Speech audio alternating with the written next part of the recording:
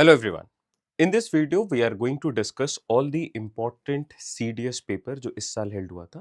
Why we are doing so? Because it is a common trend that the question gets repeated or the pattern gets repeated moreover in your actual CSAT paper. तो इस साल का paper है, ये कुछ data sufficiency के questions हैं. We have catered all the important questions which may be in the probable range of CSAT. हम उन सबको कवर करेंगे one by one. ठीक है. इससे पहले we have also covered a 30 days playlist of covering CSAT. आप वहां से उसे देख सकते हो if you are starting now and if you are new to this channel. चलो let's start with this question. It's a question on data sufficiency. Data sufficiency पे I am expecting कि आपको ये बेसिक फॉर्मेट तो आता होगा कि this is a question and then you have statements. आपको एक एक करके इनको देखना रहता है और फिर प्रोसीड करना रहता है. क्या कॉमन ट्रेंड है डेटा सफिशिएंसी के क्वेश्चंस का? Now let XYZ be a 3-digit number and the difference between XYZ and reversing the digit ZYX. देखो ZYX क्या है, इसका ही रिवर्स है. इन दोनों के बीच का जब आप डिफरेंस लेते हो तो it is always a multiple of 99. कैसे करना है तो देखो शॉर्टकट पे बता रहा हूं. 100x plus 10y plus z. इसी तरीके से कोई भी 3 डिजिट के नंबर को रिप्रेजेंट करोगे आप. इसका रिवर्स क्या होगा? 100z plus 10y plus x 1x. Difference लोगे तो क्या आएगा रिजल्ट? 100x में से 1x माइनस हुआ 99x. 10y सिंप्लीफाई हो गया माइनस 99z आ गया. तो 99x माइनस z आएगा यहाँ पे. तो this is basically 99x minus z. अब ये जो मैं यहाँ पे लिख रहा हूँ you should already know this part. ये 2D 3D लेक्चर में ऑलरेडी डिस्कस्ड है कि आपको कुछ नहीं आता है. तो ये बेसिक चीज आपको आनी चाहिए कि अगर आप एक 3 डिजिट का नंबर लिखते हो और उसी के रिवर्स से उसे सिंप्लीफाई करोगे, डिफरेंस लोगे, तो वो 99 का मल्टीपल होगा. अब अगर ये 99 का मल्टीपल है and I know these two are digits, तो इनका डिफरेंस क्या हो सकता है? किसी भी दो डिजिट का डिफरेंस जो है वो 1 से लेके 9 तक हो सकता है. So the differences could be 1 2 3 4 5 6 7 8 9. ये सारे 99 से मल्टीप्लाई होंगे. तो 99 से मल्टीप्लाई होके क्या बनेगा? 99. ये क्या बनेगा? 198. But what do we have here? Is equal, the difference is equal to PQR. मतलब ये जो डिफरेंस है ये भी एक 3 डिजिट का नंबर है PQR. Is P plus R the first and the last equal to Q, the middle value? P, Q and R, क्या ये इस फॉर्मेट को फॉलो कर रहा है? ये आपका क्वेश्चन है. चलो अब जरा समझते हैं. 99 इंटू 2 करोगे 198 आएगा. इंटू 3 करोगे ये आएगा 297. इंटू 4 करोगे ये आएगा 396. इंटू 5 करोगे ये आएगा 495. इंटू 6 करोगे ये आएगा 594. फिर ये आएगा 693. ये आएगा 792 और ये आएगा 891. ये सारे ही पॉसिबिलिटीज है. इनके अलावा जब भी आप एक 3 डिजिट का नंबर लेते हो और उसका ऑपोजिट लेते हो या रिवर्स लेते हो, दोनों को डिफरेंस लोगे, इसके अलावा और कोई रिजल्ट नहीं आ सकता. These are the only possibilities. और अभी आपने ऑप्शन को देखा नहीं, आपने स्टेटमेंट को देखा नहीं है. You know these are the data and this is actually the value for P, Q and R.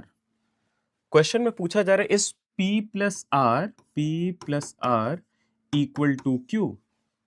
आपके पास ऑलरेडी गिवन है this is P, Q and R. Let's add P plus R. 8 plus 1 9, 2 plus 7 9, 3 plus 6 9, 4 plus 5 9, 5 plus 4 9, 5 plus 4 9, 6 plus 3 9, 7 plus 2 9, 8 plus 1 9. तो ये हमेशा true है. ये तो इसका कॉन्सेप्ट है. आपने अगर लेक्चर कवर किया तो वहां पे आपको ये भी समझ में आएगा कि ये तो डायरेक्टली आप फैक्ट से निकाल लोगे. और ऐसे क्वेश्चन पे आप ये बोल सकते हो no matter what is the value for P और what is the value for R, इस पे कोई फर्क ही नहीं पड़ता है. The question is always solvable without using any of the statements. Option D is our correct fit here. I guess this is clear. इसका जो कॉन्सेप्ट है वो आपको क्लियर हो रहा है. क्या है कॉन्सेप्ट? उस पे हमने काम कर लिया. अब सिमिलर ट्रेंड पे अगर क्वेश्चन पूछा जाए तो क्या पूछा जा सकता है उस पे भी बात करते हैं.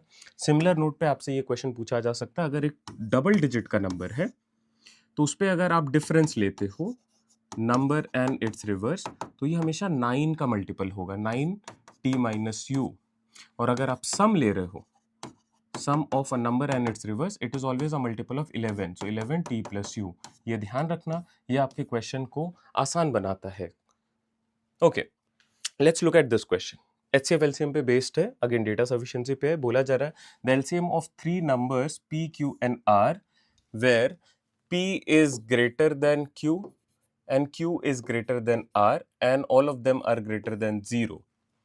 ठीक है. Their LCM is basically 30. LCM 30 के बराबर है. Their HCF is 5. Highest common factor इनका क्या है? 5 है. हाईएस्ट कॉमन फैक्टर इनका 5 है. What is the product of these numbers P, Q and R?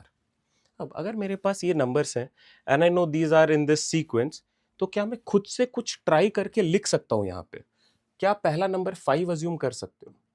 If this is 5, 5 के मल्टीपल्स बोलो 10 और अगर 15 ले लो, क्या ये पॉसिबिलिटी को फॉलो कर रहा है? Yes, P is greater than Q, Q is greater than R. क्या इनका HCF 5 आएगा? Yes, because this is 5 into 1, 5 into 2, 5 into 3. The highest common factor is only 5. So yes, this is following. क्या इनका LCM 30 होगा? Definitely. 5 का common multiple, 10 का multiple and 15 का एक जो कॉमन मल्टीपल पहला आएगा, that is going to be 30. So this is one possible scenario. कुछ और हो सकता है क्या? काम करते हैं, इसको 5 रहने देते हैं, यहाँ पे 10 लेते हैं और यहाँ पे 30 ले लेते हैं. Even in this case this will be followed. ठीक है, नेक्स्ट आ जाओ. कुछ और हो सकता है क्या? डेफिनेटली. 5 के साथ अगर मैं स्टार्ट करूं, मैं यहाँ पे 15 ले सकता हूँ. 5 into 1, 5 into 3 और फिर यहाँ पे 30 ले सकता हूँ. 5 के साथ क्या मैं अब 20 ले सकता हूँ? नो, बिकॉज LCM फिर 30 नहीं आएगा. So I have exhausted all the cases with 5. I can start with 10. और आप देख रहे हो एक पैटर्न है, मैं उस पर काम करना स्टार्ट करो. मैं रैंडमली नहीं वैल्यूज को लिख रहा हूँ. मैंने स्मॉलेस्ट नंबर से स्टार्ट करा है, HCF बीइंग 5, और फिर मैं उसी चीज को कंटिन्यू कर रहा हूँ, keeping in to mind that I have to pick 3 numbers. All 3 have to be different from one another because this shows P is greater than Q. It cannot be equal to Q. Q is greater than R. So all 3 have to be different numbers. Okay. 10, यहाँ पे मैं 15 ले सकता हूँ और यहाँ पे मैं 30 ले सकता हूँ. Even this follows the category of HCF being 5 and LCM being 30. तो देखो आपके पास जो numbers आ रहे हैं वो 4 different possibilities हैं numbers के. इसका प्रोडक्ट कुछ और होगा, इसका प्रोडक्ट कुछ और होगा, इसका प्रोडक्ट कुछ और होगा, इसका प्रोडक्ट कुछ और होगा. The product which is asked in the question, what is the product of these 3 numbers? This is actually different for all 4 possibilities. Do you know which exactly is your sequence of numbers from this data? No. So I'll have to take help of the statements. P is equal to 15. P की value 15 के बराबर है. P की value कौन से case में 15 के बराबर है? सिर्फ और सिर्फ इस केस में P की वैल्यू 15 के बराबर है. और उस केस में what is the product? You know, 10 into 5 and then 15. You know the product. So only one case is possible. With statement number 1, we are able to answer this. Put a tick mark. Statement number 2, Q is equal to 10. Q is equal to 10 here. Q is equal to 10 here as well. But the product between these two is different. क्या आपको surety है? देखो Q अगर यहाँ पे 10 है तो P की वैल्यू 30 भी हो सकती है, 15 भी हो सकती है. You are getting 2 different results. Therefore, what we'll say, with this statement single-handedly it is not possible. So the question can be answered by using one of the statements alone but cannot be answered using the other statement alone. Option A is actually our correct fit here. Moving on, I guess these 2 questions were of some help. जहाँ पे हमने क्या करा, detail में देखो बात करी है कि आपका एक्सपेक्टेड ट्रेंड क्या है, कौन से कॉन्सेप्ट से पूछा जा रहा है. वो हमने 30 डेज वाले लेक्चर में कहाँ पे कवर किया है, आप वो लेक्चर्स देख सकते हैं, आपके कॉन्सेप्ट और स्ट्रेंथन हो जाएंगे. Let's look at this question. बहुत ही इंटरेस्टिंग क्वेश्चन है. क्या बोला जा रहा है? Is 0.5 whole to the power n plus 0.5 whole to the power minus n always greater than 2. Always greater than 2. क्या ये हमेशा 2 से बड़ा है, ये पूछा जा रहा है. Where n is an integer. Integer क्या होता है? तो एक बार लिख लो. Integer is simply 0, 1, 2, 3, 4 continued, -1, -2, -3 continued. ठीक है, these are all integers. Now इस चीज को पहले ब्रेक करना सीखो आप. 0.5 का मतलब है 1/2 power n plus 1/2 power minus n. अब एक कॉन्सेप्ट है, वो कॉन्सेप्ट क्या है कि if you have let's say p to the power minus n, this can be written as 1/p whole to the power n. मतलब आप इसका रेसिप्रोकल ले लो, ये जो नेगेटिव साइन है ये पॉजिटिव में कन्वर्ट हो जाएगा. So I can rewrite this as 1/2 है, so I can write this as 2/1 and ये जो नेगेटिव साइन था ये अब पॉजिटिव हो गया.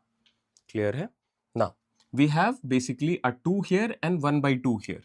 ओके, 2 पे पावर अगर मैं 1 रखता हूं, 2 रखता हूं, 3 रखता हूं और उसके साथ 1/2 पे भी पावर 1 2 3 4 या -1 2 3 4 कुछ भी रखो, तो अल्टीमेटली उसका जो रिजल्ट आएगा वो एक ऐसा नंबर होगा जो 2 से बड़ा होगा.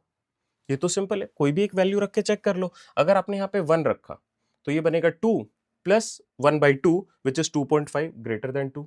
अगर आपने यहाँ पे -1 भी रखा, -1 का मतलब है this is 1/2 -1 and this is 1/2 -1.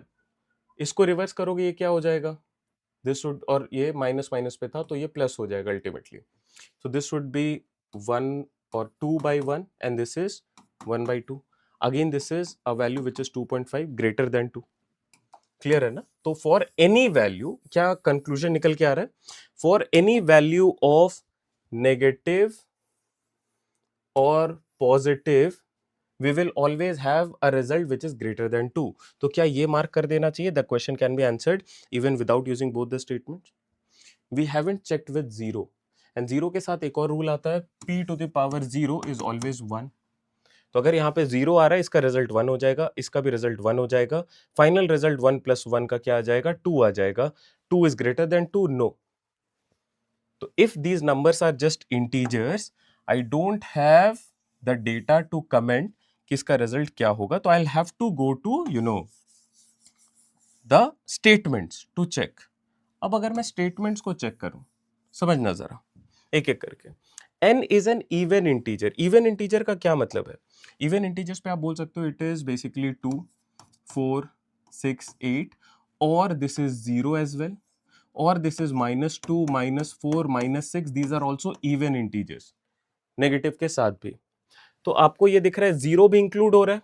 If 0 is being included and positive और नेगेटिव वैल्यूज आर इंक्लूडेड तो दोनों रिजल्ट आ सकते हैं. तो ये सिंगल हैंडेडली पॉसिबल नहीं है.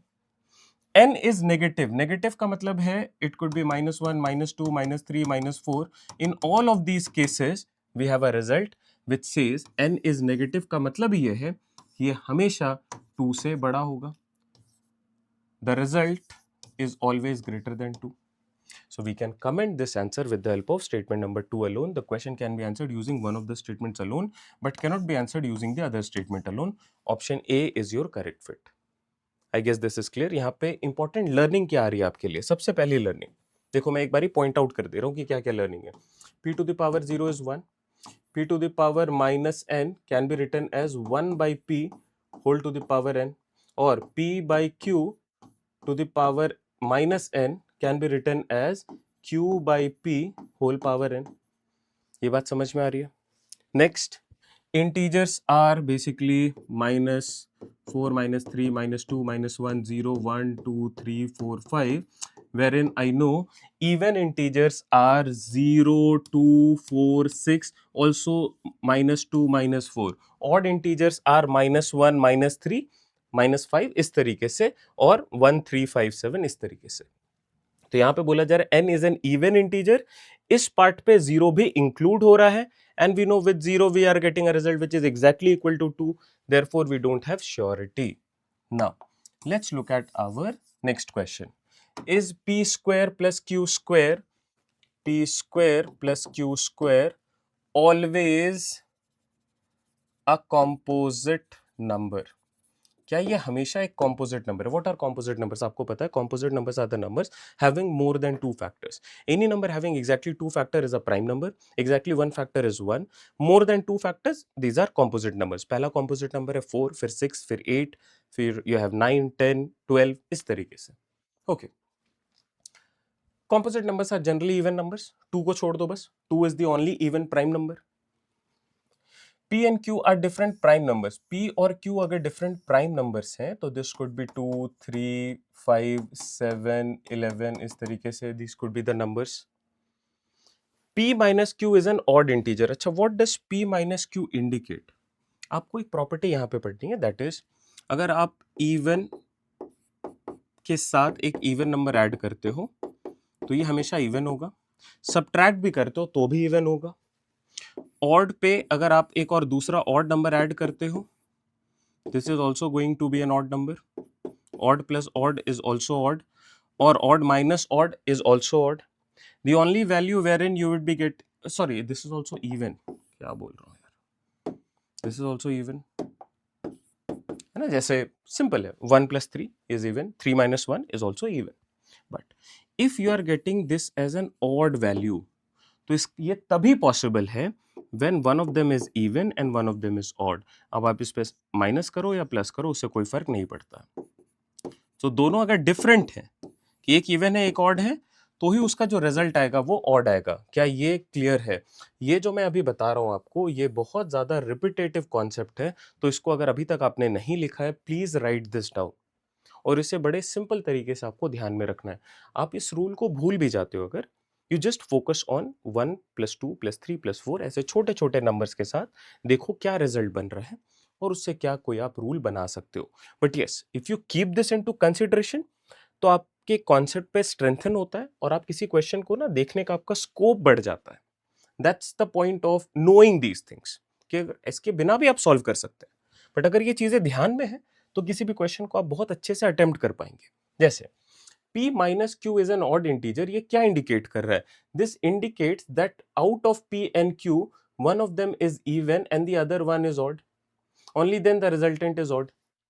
ठीक है, but before jumping into this part let's quickly solve if these two are prime numbers, is this always composite number? So with prime numbers I know it could be 4, 2 square कर रहा हूँ 4 and then 3 square which is 9, so 4 plus 9 we get 13 which is a prime number. फिर 4 के साथ अगर मैं लिखता हूँ maybe 5 square so 25, so this is 29, this is also a prime number. With 4 if I write 49 this is 53, this is also a prime number. 4 क्यों लिख रहा हूँ? This is basically 2 square, square करना है. 3 square, 2 square 5 square, 2 square 7 square, 2 square 11 square कर रहा हूँ. 2 square is 4, 11 square is 121, this is 125 which is a composite number. और यहाँ पे results आ रहे थे prime numbers. तो क्या इंडिकेटिव हो रहा है? This is indicative of the fact that even if one of the number is even the other number is odd, we can have different results. It could be, is it always composite number? No, it is not always. ठीक है. Now p plus q is an odd, तो यहां पे क्या indicate हो रहा है? p plus q करा अगर जा रहा है p plus q, it means one of them is even, one of them is odd. Definitely तभी तो रिजल्ट ऑड आएगा. सब्ट्रैक्ट भी करोगे रिजल्ट अगर ऑड आ रहा है it is only possible when one of them is even the other one is odd. ठीक है, but even if we take one even and one odd, क्या आपको श्योरिटी आ रही है इस चीज पे? You are not able to comment this with surety. तो आप क्या बोलोगे? The question can not be answered even by using both the statements together. Option D is our correct fit. Only using this I cannot comment, only using this I cannot comment. Even if I combine, I'm not able to get to a correct solution. Now let's look at such questions quickly. देखो जैसे ये वाला question है, what is the unit digit of the number 1 to the power 1, 3 to the power 3, 5 to the power 5, 7 to the power 7, 9 to the power 9. These are all odd numbers, सारे odd numbers हैं. और odd numbers पे किससे multiply हो रहा है? 5 के multiple से मल्टीप्लाई हो रहा है. तो we know 5 into odd number is always 5. 5 into any even number if we had, this is always going to be a 0. So since these are all odd, these are all odd, these are all odd, the result for this is always going to be a 5. Option C. ऐसा similar question इस साल के paper में भी था आपके, है ना? तो ऐसे क्वेश्चन पे तो डेफिनेटली आपको मिस आउट नहीं करना चाहिए. एक और आसान सा क्वेश्चन देखो. You are wondering that which course you should be picking right now so that it may benefit you the most to clear the UPSC CSAT, I would suggest from my end that you go for the test series program. Why this is so? We also have the foundation course as well as the crash course, but the enrollment for this year we have stopped. The only enrollment that we are taking in right now is for the next year, that is 2027 students.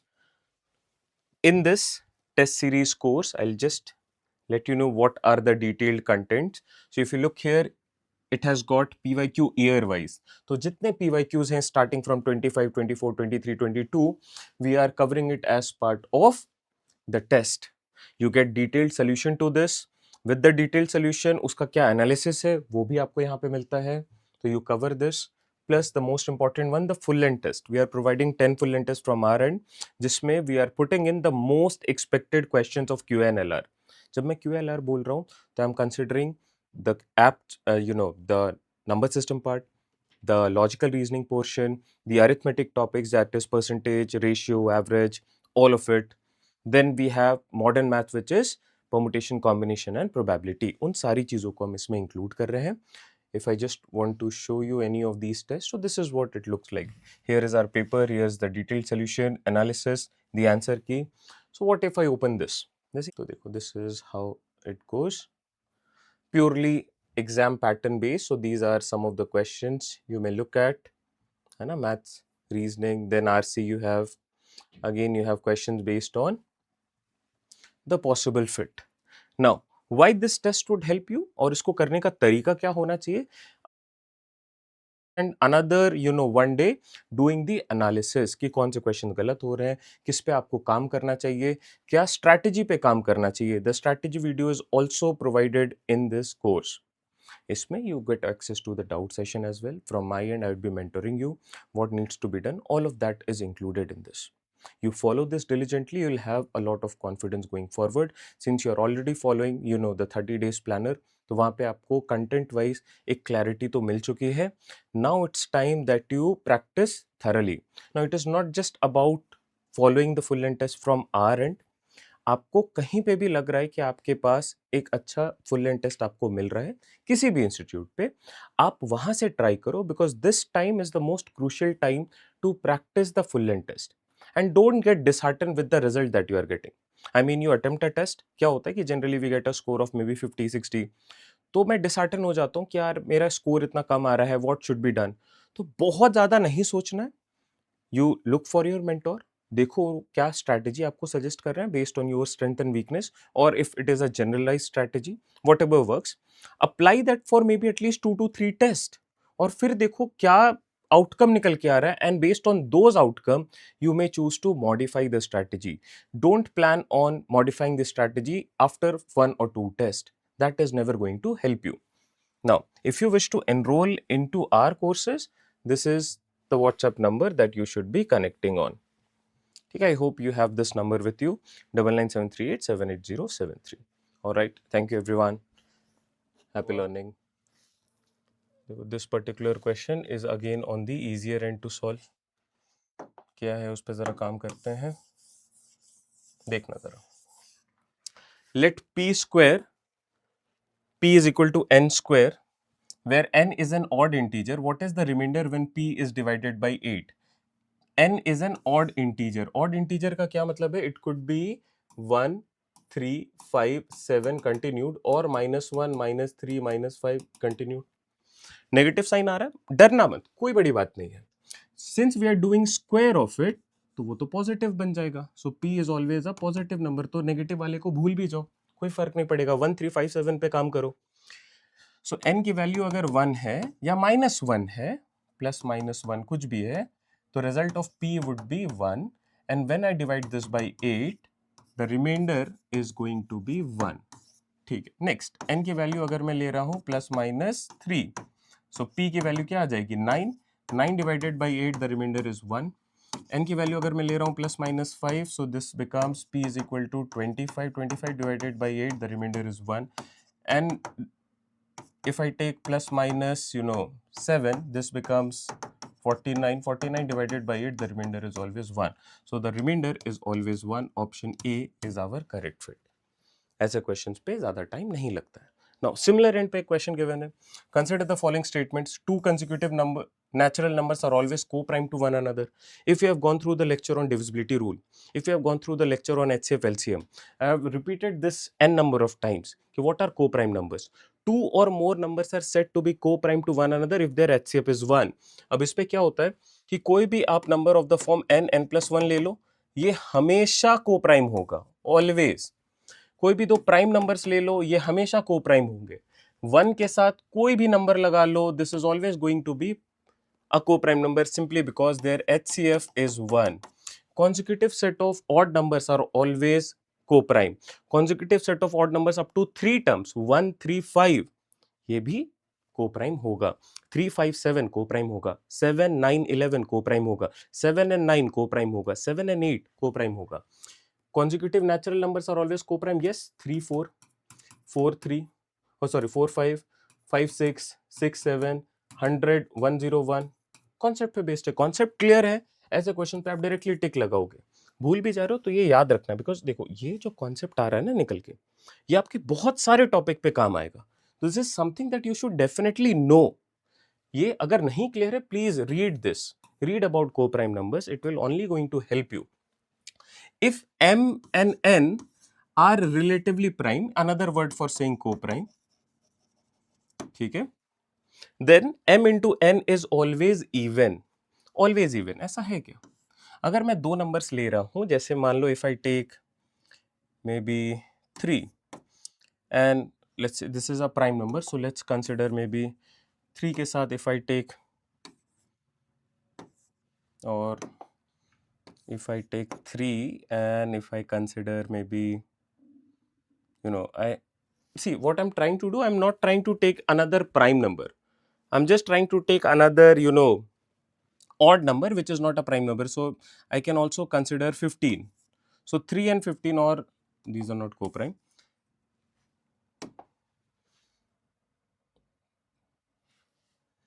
So I can take 1 and 3.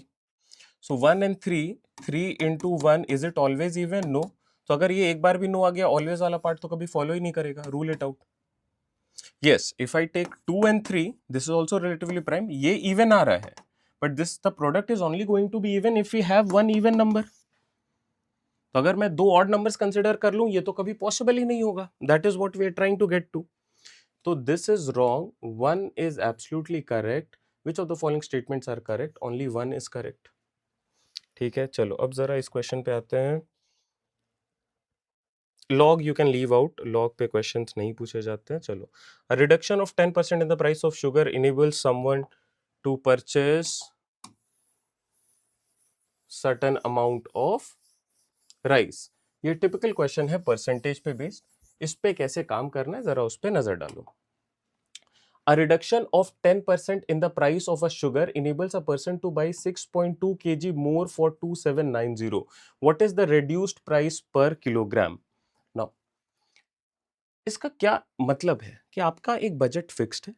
अब उस budget पे क्या हो रहा है कि अगर किसी कमोडिटी का प्राइस डिक्रीज हो गया तो you can purchase more now with the same amount of money that you have. So let's say your price was P and your consumption was C. So P into C करने पे the result that we have is 2790. And now there is a reduction of 10% in the price. So my current price is actually 10% less कर दोगे तो 90% हो जाएगा। 90% का मतलब है the new price is 90 by 100 into P, which is 9 by 10P. You are able to purchase 6.2 kg more. So consumption is C plus 6.2. ठीक है, this is at 2790. Now we just need to simplify the data. देखो ये 7 plus 2 9 और 9 ये simplify हो जाएगा। 9 से simplify कर दो, इस तरफ आएगा 9, कैंसिल आउट करोगे 3 टाइम्स 1 टाइम 0 टाइम, ये 0 यहाँ पे चला जाएगा, मल्टीप्लाइड हो जाएगा। So this is P into C plus P into 6.2, this is equal to 3100. P into C की क्या वैल्यू है? P into C is given as 2790. So this is 2790 plus P into 6.2. This is 3100. Please subtract 2790 and 3100. ये क्या आ जाएगा? So 3100, 2790. Let's subtract. So this will be 310. So P into 6.2 is basically 310, और P is equal to 310 upon 6.2.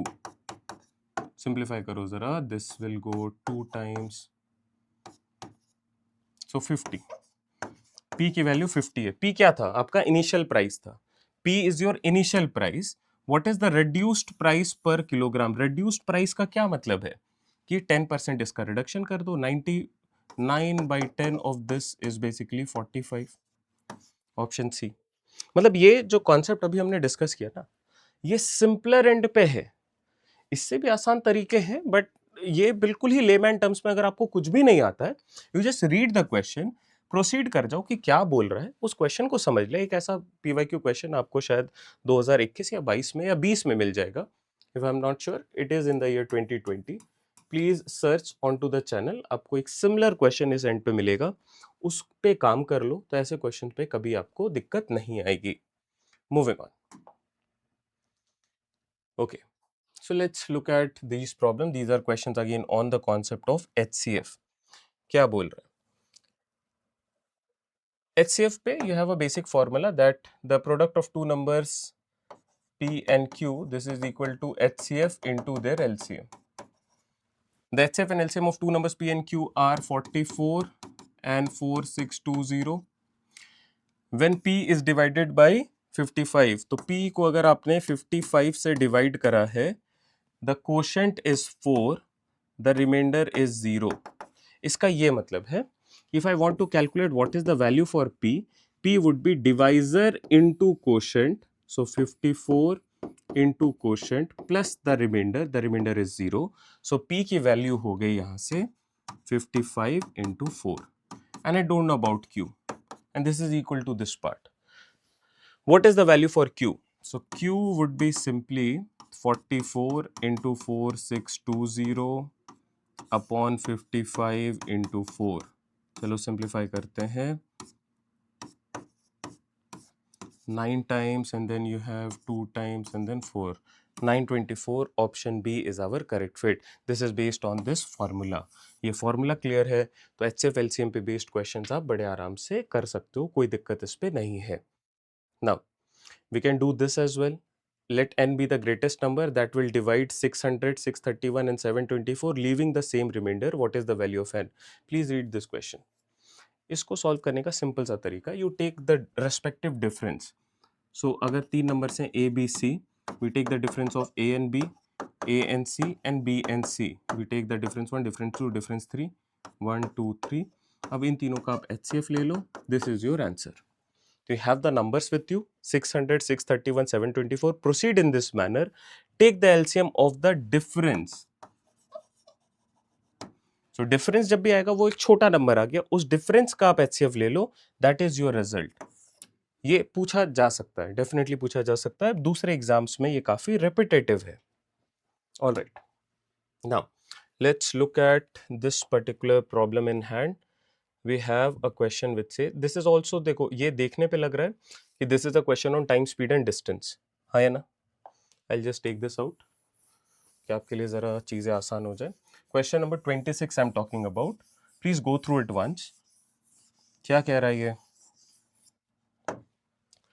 What is the greatest possible speed which a person can walk 13.3 kilometer and 20.9 kilometer so that the time required in each distance is a whole number. तो आप इसको इस तरीके से divide करो कि ये पूरी तरीके से सिंप्लीफाई हो जाए और आपके पास जो रिजल्ट आए वो एक होल नंबर है respectively, and these are the distance. तो डिस्टेंस बाय स्पीड करोगे तब आएगा time. That's the basic concept. Time is equal to distance by speed. So what should be the value for speed? What is the greatest possible speed so that these are a perfect values? अगर इसको पूरी तरीके से divide करना है, इसे भी पूरी तरीके से डिवाइड करना है, तो we need to divide it with the factor of it. We need to divide this with the factor of it. जैसे अगर मैं बोलूं कि यार 13 को डिवाइड करना है, किससे डिवाइड करोगे? आप बोलेगा 1 से डिवाइड कर दो, 13 से डिवाइड कर दो. या मान लो यहाँ पे 10 होता तो आप बोलते हैं इसे आप 1 से डिवाइड कर दो या फिर 2 से डिवाइड कर दो या फिर 5 से डिवाइड कर दो या फिर 10 से डिवाइड कर दो. इन सारे केसेस में जो रिजल्ट आएगा वो एक होल नंबर ही आएगा. All right. तो इसके फैक्टर्स होने चाहिए दोनों नंबर्स के, बट दोनों नंबर पे सेम फैक्टर आना चाहिए. तो we are looking at common factor of these two. And the greatest possible speed पूछा है तो हाईएस्ट कॉमन फैक्टर कैलकुलेट करना है. How do we calculate the highest common factor for such numbers? कुछ नहीं है, सिंपल है. 13.3 को आप ऐसे लिख सकते हो, 20.9 को आप 209/10 लिख सकते हो. Now this question becomes a question of fractions. So how do you calculate the HCF of fraction? Quickly, for fractions, the HCF of fraction is nothing but HCF of numerators upon LCM of denominators. How do you calculate LCM of fractions? LCM of fraction is LCM of numerators upon HCF of denominators. ठीक है, ये basic तरीका है जिसके through आप चीजों को देखते हैं और सॉल्व करते हैं. नाउ मुझे चाहिए HCF, तो what is the HCF of 133 and 209? Let's start with 133. 133 देखो, ना तो 2 से जाएगा, ना ही 3 से जा रहा है, ना ही 5 से जा रहा है. क्या ये 7 से जाएगा? 7 से जा रहा है. चलो 7 से सिंप्लीफाई करते हैं. It will go 1 time and then you have 63, so 9 times. So this is 19 into 7. Alright, next number is 209. 209 क्या 7 से जा रहा है? सबसे पहले because I need to look at the common factor, तो 7 से स्टार्ट कर दो. 7 से अगर मैं स्टार्ट करूं तो this will go up to 14 and then we have 69. This is not going by 7, so it should be definitely going by 19. 19 से कैंसिल आउट करोगे 1 time and then you have 19, so 11. Bingo. So what is common in these two? 19 is common. तो मेरे पास जो HCF निकल के आया इन दोनों का, the HCF for these two, considering these two numbers, the HCF is basically 19. And what is the lowest common multiple for 10 and 10? It is 10. So this would be 1.9. 1.9 kilometer per hour is your speed. It may look like a question on time speed distance, but it is actually a question on HCF. और ये particular question बहुत ज़्यादा important है, ये आपसे पूछा ज़रूर जा सकता है. What is the sum of divisors? Divisors का मतलब है factors of 256. इससे पहले आप मुझे बताओ, if I have a number as 2 square into 3 square, this is 4 into 9, which is 36. ठीक है, इसका अगर मैं पूछूं आपसे what is the number of factors, तो क्या बोलोगे? Number of factors आप बोलोगे this is nothing but power 2 है तो 2 plus 1, power 2 है तो 2 plus 1. So this is 3 into 3, which is 9 factors.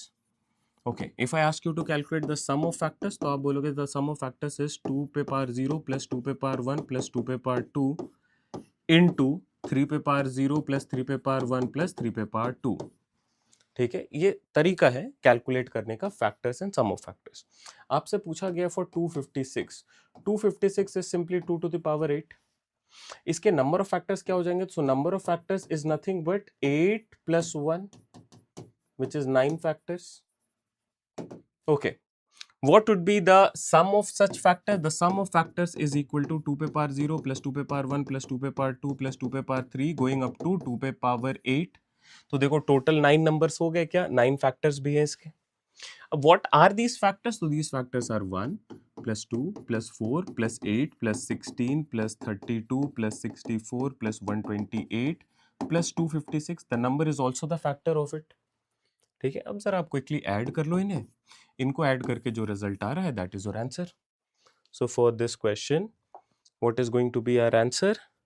Anything of this range would be our answer. कैसे कैलकुलेट करना है आपने उस पर काम कर लिया है. This is questions on factor. ठीक है, हाईएस्ट कॉमन फैक्टर, ये सारी चीजें हमने 30 डेज वाले लेक्चर पे कवर करी. अगर आपने डिटेल में पढ़ना आप वहां से चीजों को कवर कर लो. Alright, let's do maybe 1 or 2 more question and with that will call it a day. चलो देखते हैं, एक छोटा सा क्वेश्चन करते हैं based on divisibility rule. Now if you look at the base, ये है 27, ये है 9 और ये 3. क्या ये सारे सिमिलर बेस पे आप कन्वर्ट कर सकते हो? Yes, 27 can be written as 3 square. So this is nothing but 3 square whole power 20, oh sorry, 3 cube whole power 27 minus 9 can be written as 3 square whole power 40 minus 3 to the power 79. अब जरा बताओ ये क्या बन गया? 27 into 3 is basically 3 to the power 81 minus 3 to the power 80 minus 3 to the power 79. What is common in all three? We have 3 to the power 79 in all three numbers. देखो इस पे 79 है, उसके बाद 2 एक्स्ट्रा 3s है, इस पे 1 extra 3 है, और यहाँ पे 3 to the power 79 तो है. तो 3 to the power 79 if I take common, we are left with 3 to the power 2, 3 to the power 1 and 3 to the power 0. So this would be simplified as 3 to the power 79 into 9 minus 3 minus 1, which is basically 5. Now, this part is actually simplified like this. अब इसको अगर how many natural numbers less than 10 is divisible? So 1, 2, 3, 4, 5, 6, 7, 8, 9 तक मैं जाऊंगा. क्या ये 1 से divisible होगा? डेफिनेटली होगा. 2 से होगा क्या? क्या यहाँ पे एक भी इवन नंबर है? नहीं है, तो 2 से ये डिवाइड नहीं होगा. क्या 3 से होगा? डेफिनेटली होगा 3 से डिवाइड. 4 से नहीं होगा because we don't have an even number at the top. 5 से डेफिनेटली हो जाएगा. 6 से नहीं होगा बिकॉज 6 इज सिंपली 3 इंटू 2, ये 2 रह जाएगा. 7 से नहीं होगा because we don't have a 7. 8 से नहीं होगा because it's an even number. 9 is basically 3 square, so इससे भी हो जाएगा. How many? 1, 2, 3 and 4. How many पूछा, व्हाट आर दोज नंबर्स नहीं पूछा. How many natural numbers less than 10? So this is divisible by more than 3 which is 4. Clear है? तो this is a possible question जो डेफिनेटली पूछा जा सकता है. ऐसे सिमिलर क्वेश्चंस हमने अपने फुल लेंथ टेस्ट पे भी डिस्कस करा है, और आपको जब मैं क्वेश्चंस करवा रहा था तो भी हमने ऐसे क्वेश्चंस पे बड़ा काम करा है. आई गेस ऐसे क्वेश्चंस को आप आराम से सॉल्व कर लोगे. चलो let's do these 1 or 2 questions quickly.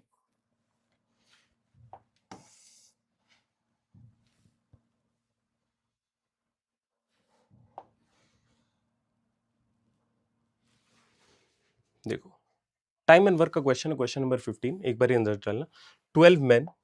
So this is based on the concept of MDH masala.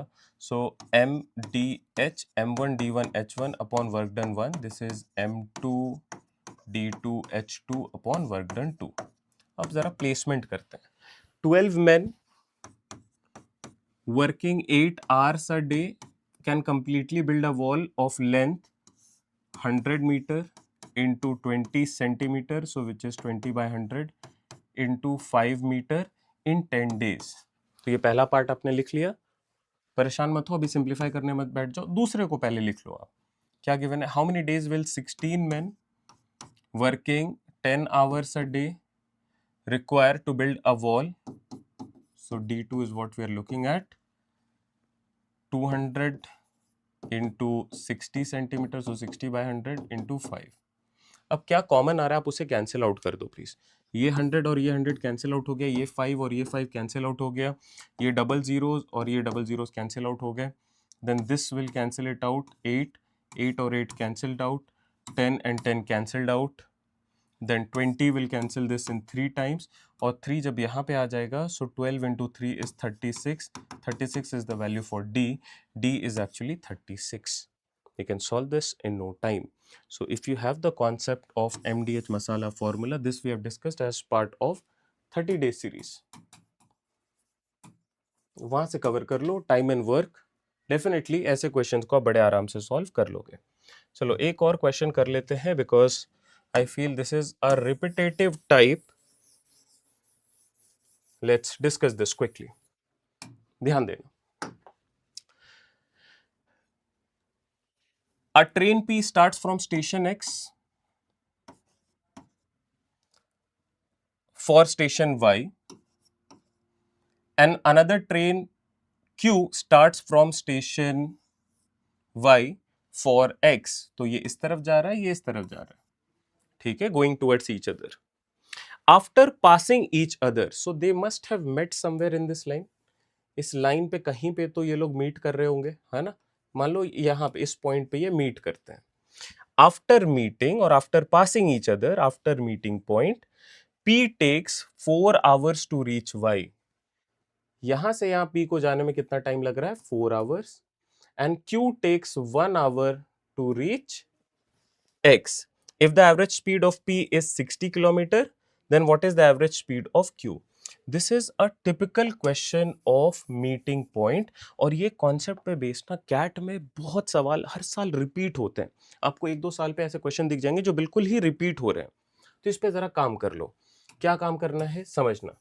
This can be solve with the concept of S1 by S2, the speed ratio is equal to the inverse of T2 by T1 under root T2 by T1। ठीक है, S1 by S2 under root T2 क्या आएगा, अगर मैं इस तरीके से start कर रहा हूं तो time 2 is basically 1 and this is 4। ये सॉल्व करने पे क्या आ जाएगा 1/2। S1 की वैल्यू क्या आ रही है 60 by S2। S2 is what we are trying to find out. Now ये इंडिकेट कर रहा है कि 60:S2 इज एग्जैक्टली 1:2। तो ये जो भी है इसका डबल होगा S2। रेशियो क्या इंडिकेट करता है कि कंपेरेटिवली वो कहां पे है। अगर ये 1:2 है इसका मतलब है ये पार्ट 1 है, और अगर 2 पे जाना है तो उसको डबल करना होगा। सो इसका डबल है 120। Do we have 120? Yes, option number D 120 is our correct fit. ये क्वेश्चन इसलिए करवा रहा हूं बिकॉज जैसा मैंने रिपीट करा, ये कैट स्पेसिफिक क्वेश्चन है जो कैट का फेवरेट है। शायद इस साल आपसे भी पूछा जा सकता है। और इसका कॉन्सेप्ट क्या था, मीटिंग पॉइंट कॉन्सेप्ट है ये। पासिंग ईच अदर का मतलब ये आफ्टर मीटिंग। तो आफ्टर मीटिंग पॉइंट के बाद क्या हो रहा है उस पे काम करना है, और ऐसे क्वेश्चंस को आपको कवर करना है। I guess you had a rough clarity regarding the question that we have discussed. इन पे प्रैक्टिस करना स्टार्ट करो। Will also trying to bring 1 or 2 series जहाँ पे आपको जरा हेल्प हो जाए एक्सपेक्टेड क्वेश्चंस का, उनको भी कवर कर लेना। It is high time there to start revising things whatever you have learn so far. So if you are part of our course, आप वहाँ से FLTs कवर करो, उसको रिपीट करो, रिवाइज करो, उसके क्वेश्चंस देखो, specially QA and LR. Don't focus more and more on RC. RC पे just focus on the PYQ, understand the flow कि किस तरीके से सॉल्व करना, और उस पे बस 1-2 पेपर 4 पेपर सॉल्व कर लिया अगर आपने, आपको वो स्ट्रेंथन मिल गया कि किस तरीके से पेपर को देखना है, बस उसे वहां पे आप रोक दो। आपके पास वो लेटेंटली एबिलिटी है कि कैसे पेपर को सॉल्व करना है। Now focus and revise more and more of QA and LR. These last 10 to 12 days, please focus on revising things. All right? Don't take pressure. जितने भी हमारे एंड पे चीज़ें हैं जो हमें लग रहा है एक्सपेक्टेड है, we'll try to bring it as quickly as possible. All right, thank you everyone. Take care. Bye bye.